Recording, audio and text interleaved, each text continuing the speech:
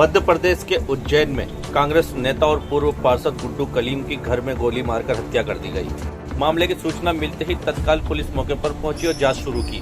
बता दें, यहां घटना उज्जैन के नीलगंगा थाना क्षेत्र की वजीर पार्क कॉलोनी में शुक्रवार 10 अक्टूबर सुबह 4 बजे के करीब की बताई जा रही है। वहीं उज्जैन पुलिस अधीक्षक प्रदीप शर्मा ने बताया कि इस मामले में गुड्डू कलीम की पत्नी नीलोफर, पुत्र दानिश और आसिफ का नाम सामने आ रहा है। इस मामले में पुलिस ने नीलोफर और आसिफ को हिरासत में ले लिया है, जबकि दानिश फरार है। हत्या के पीछे जमीनी विवाद मुख्य वजह बताई जा रही है। हत्या का मामला हुआ था, उसमें क्या खुलासा हुआ है सर? सुबह 4:30 बजे नीलगंगा थाना अंतर्गत गुड्डू कलीम भी है। ये 20 साल पूर्व पार्षद रहे और इनके 31 आपराधिक रिकॉर्ड है। इनकी हत्या इनके बेडरूम में ही गोली मारकर कर दी गई थी।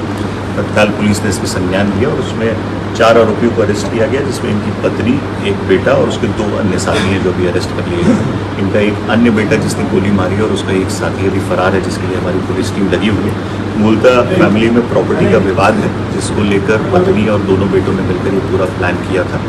एक बेटे ने घर के दरवाजे खोले और पत्नी ने बेडरूम का दरवाज़ा खोला।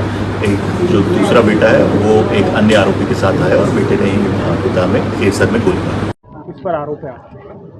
उनकी बीवी पे और बच्चों पे, लड़के पे, क्योंकि हमने भागते हुए देखा है। दो को आवाज़ हुई बंदूक की तो हम भागे कि ऊपर से कुछ गिरा। हम जब आए तो 2 भाग रहे थे और फिर एक हमारा भांजा, इनका पति, वो ऊपर गया कि उन्होंने सोचा कि शायद ऊपर कुछ हुआ। वो ऊपर जाके देखा तो हमारे भाई पे गोली लग चुकी थी। कितनी बजे की घटना है ये? ये देखिए, ये अब 4, 4:30, 5 अजान से पहले की है ये घटना। हमारे जो मामा हैं उन्होंने प्रॉपर्टी के हिस्से कर दिए थे। ये मेरी मिसेस है, इसके नाम कर दिया था। इसका एक और भाई है, उसके नाम कर दिया था और इन बच्चों के भी नाम कर दिए थे। अब उनका ये कहना था कि ये दूसरे भाई की औलाद है, उन्होंने ही पाला है, इनको मत दो, इनको 1 रुपया भी मत दो, बस ये विवाद था।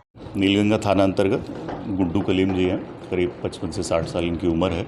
20 साल पूर्व पार्षद रहे और इनके 31 आपराधिक रिकॉर्ड भी हैं। इनके अभी जो प्रारंभिक जानकारी लगी है, परिवार में ही संभवतः प्रॉपर्टी का विवाद चल रहा था। ये करीब 3 बजे अपनी बहन, बड़ी बहन शकीला और अन्य परिवार के जनसाथियों के साथ अपने घर गए थे। घर वाले इनको घर पर लेकर गए थे और ये अपने बेडरूम में ही थे। इनकी पत्नी वहीं पे थी।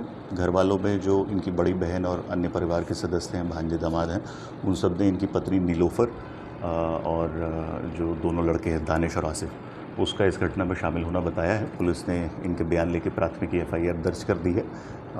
उनकी पत्नी अभी हमारी कस्टडी में है। बाकी बेटों से और भी लोग हमारी कस्टडी में हैं, जिन सभी से पूछताछ की जा रही है। इनके ऊपर करीब 4-5 दिन पूर्व भी हमला हुआ था, जिसमें ये भागे थे। उनके हाथ में गिरने से चोट आई थी।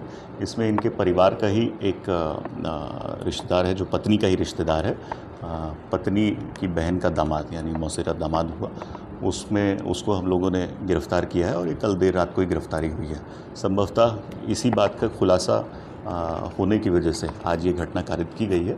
अभी जो इन लोगों को हमने कस्टडी में लिया, उन सभी से हमारी पूछताछ जारी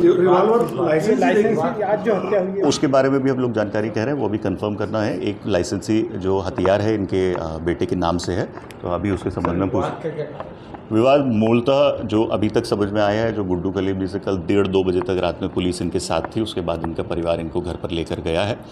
जो 1:30-2 बजे तक हम लोगों को स्थिति समझ में आई है, वो प्रॉपर्टी का ही विवाद अभी तक समझ में आया है। और इन्होंने अपनी पत्नी के नाम से पूर्व में सारा जो इनका पैसा था वो उन्होंने अपनी पत्नी के नाम से ही इन्वेस्ट किया हुआ है कई साल पहले से, और वो जितनी प्रॉपर्टी एक्वायर की गई है वो पत्नी के नाम से ही की गई है। मूलतः प्रॉपर्टी को लेकर विवाद अभी प्रथम दृष्टया समझ में आ रहा है। अभी उनका एक बेटा फरार है, बाकी एक बेटे को और जो पत्नी है उनको हमने हिरासत में ले लिया।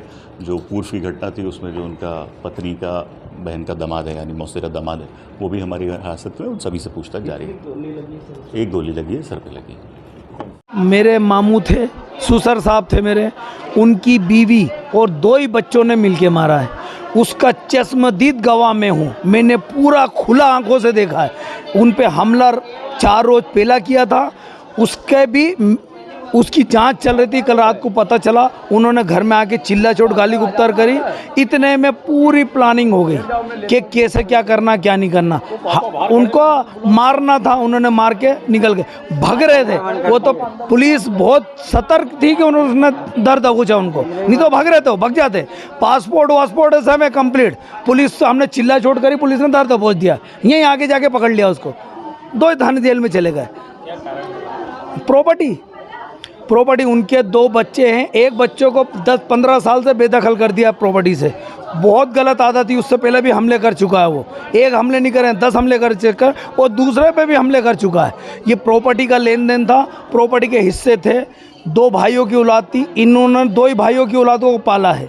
बस उनके बराबर प्रॉपर्टी के हिस्से कर दिए। तो उन्होंने अभी करे थे कि इसको ये दूंगा, इसको ये दूंगा, इसको ये दूंगा। बस ये टेंशन थी सबसे ज़्यादा। और ये लड़ी कभी से भरा रही है।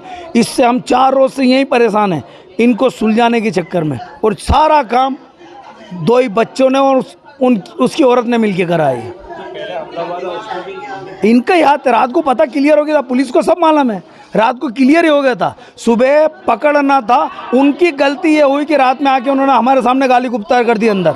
बस उन्होंने प्लानिंग कर ली कि अब क्या करना है रात में। पुलिस पूरी सतर्क थी। पुलिस ने बहुत मेहनत करी, उनके हमारे साथ जगह जगह गई, सारे फुटेज ली। पुलिस ने बहुत सहयोग दिया, ऐसा नहीं कि पुलिस ने नहीं करा। बाकी अब क्या करो, मारने वाले घर के थे, बाहर के होते तो पुलिस वो भी करती, मारने वाला तो घर का था। हमने पुलिस को भी रोक रखा था कि यार अब हम सुबह समझ लें घर का मैटर है फिर समझेंगे। रात में तो उन्होंने अंजाम दे दिया। अगर रात को पुलिस का काम करने देते तो आज ये कुछ भी नहीं होता। हाँ, ये गलती हमारी हुई कि हमने हमारे आदमी को खो दिया। मेरा नाम नसरुद्दीन है, उर्फ जम्मू।